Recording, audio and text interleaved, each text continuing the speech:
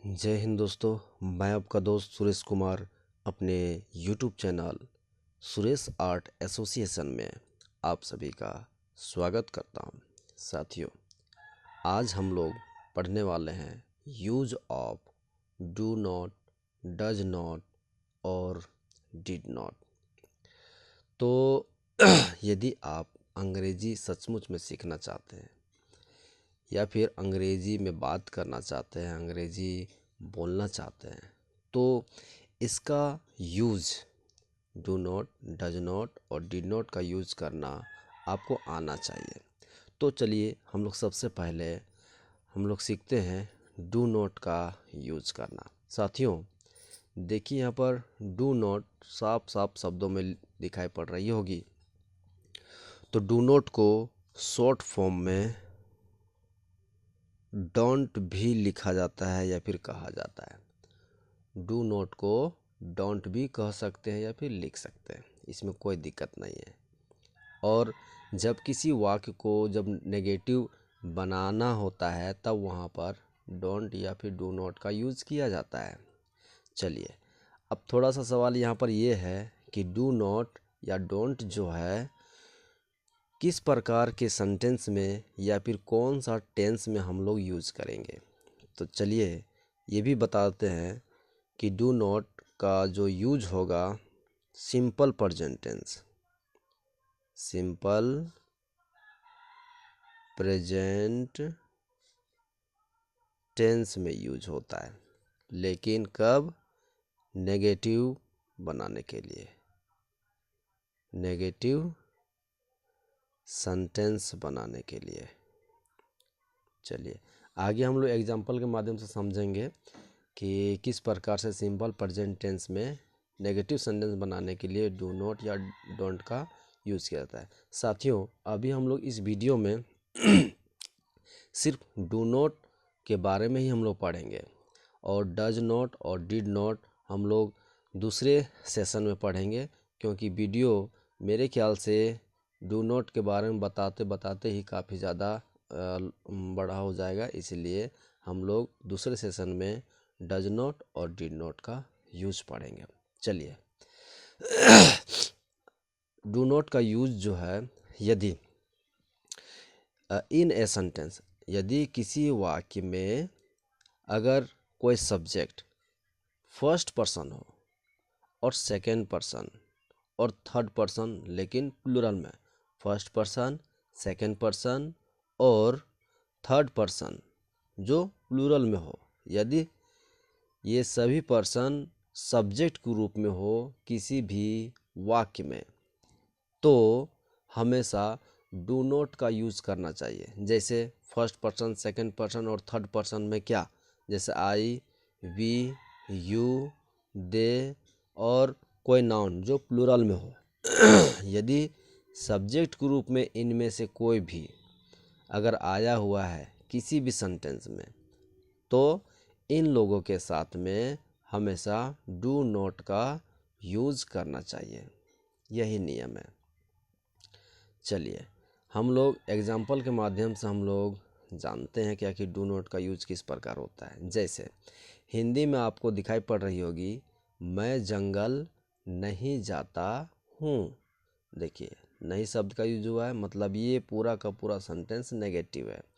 और ये जो सेंटेंस है, देखिए लास्ट में ता हूँ लिखा हुआ है, इसका मतलब ये हुआ कि ये जो वाक्य है सिंपल प्रेजेंट टेंस का एक नेगेटिव वाक्य है।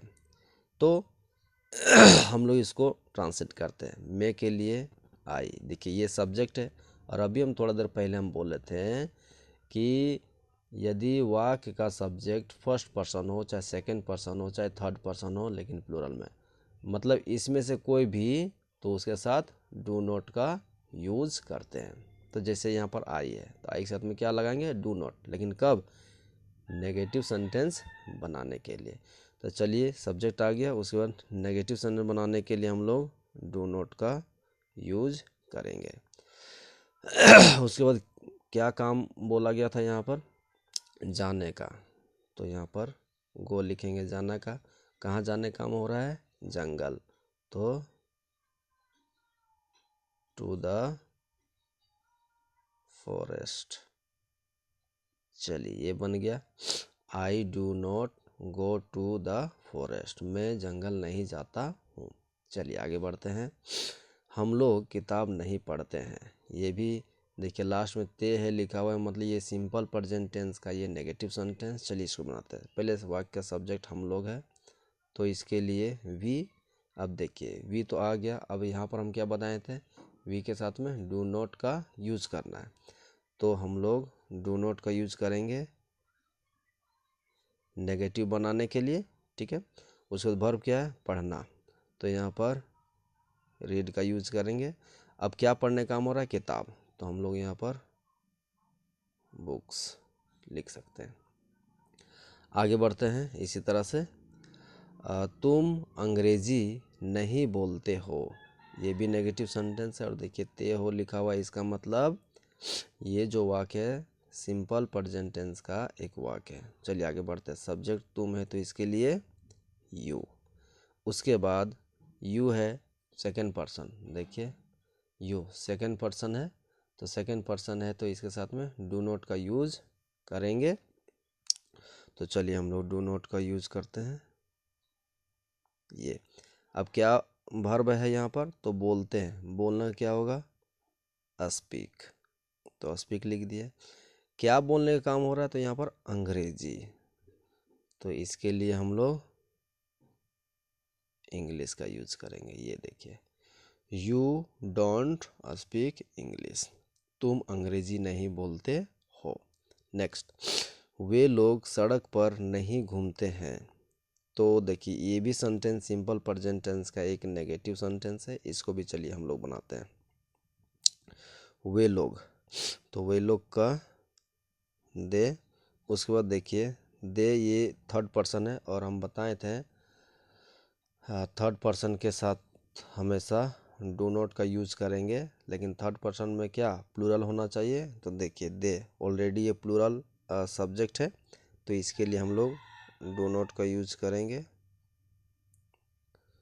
ओके, उसके बाद क्या बोला गया, घूमते हैं, तो घूमना का क्या होता है, वॉक। वॉक कहाँ पर घूमने का काम हो रहा है, तो सड़क पर।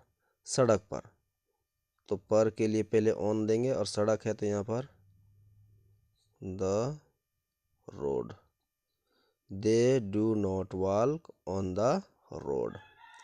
चलिए आगे बढ़ते हैं। सीता और गीता सच नहीं बोलती है, ये भी देखिए ती है, यहाँ ते है भी हो सकता था, और ये सिंपल प्रेजेंट टेंस का एक नेगेटिव सेंटेंस। चलिए इसको भी बनाते हैं। यहाँ देखिए सीता लिखा हुआ है, सीता, और के लिए एन गीता, यहाँ डबल ई होगा साथियों। आगे बढ़ते हैं।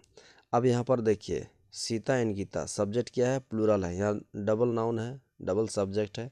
तो देखिए हम बोले थे कोई भी नाउन अगर सब्जेक्ट के रूप में आता है लेकिन प्लूरल, तो उसके साथ भी डू नॉट का यूज करेंगे। देखिए प्लूरल हो गया, दो सब्जेक्ट मिल करके, तो इसके साथ में डू नॉट का नेगेटिव बनाने के लिए तो हम लोग डू नॉट का यूज करेंगे।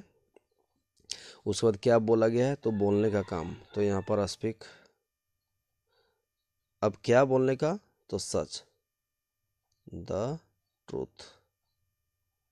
ये Sita and Gita do not speak the truth, तो इस तरह से हम लोग डू नॉट का यूज करने के लिए सीखे।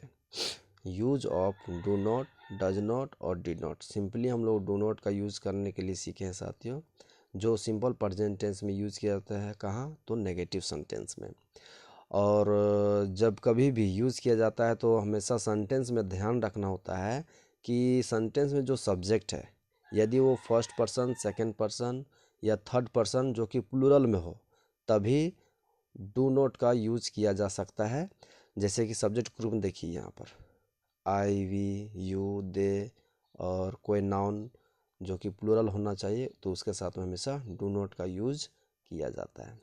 एग्जाम्पल के रूप में देखिए सारा चीज़ हम लोग समझें हिंदी से इंग्लिश में। मुझे पूरा उम्मीद है साथियों ये वीडियो आपको काफ़ी अच्छी लगी होगी और यह टॉपिक भी आपको ज़्यादा पसंद आई होगी। तो हम लोग अगले सेशन में हम लोग डज नॉट का हम लोग यूज पढ़ेंगे, कहाँ पर और किन सब्जेक्ट के साथ में किया जाता है, हम लोग अगले सेशन में पढ़ेंगे। मुझे उम्मीद है यह वीडियो या फिर यह सेशन आपके लिए बहुत ही मददगार साबित होगा। साथियों, हम लोग मिलते ही ऐसे ही धमाकेदार वीडियो में, तब तक के लिए जय हिंद।